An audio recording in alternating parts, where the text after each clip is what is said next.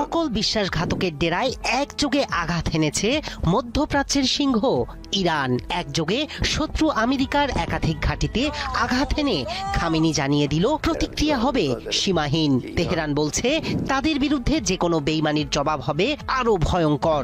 উপসাগর জুড়ে মার্কিন সামরিক স্থাপনায় ভয়াবহ বিস্ফোরণ, সতর্কতা, আকাশপথে বিধিনিষেধ। কাতার, কুয়েত, আমিরাত, বাহরাইন সবখানেই বাড়তি নিরাপত্তা। বিশ্লেষকদের মতে এটি কেবল প্রতিশোধ নয়, শক্তির প্রদর্শনও।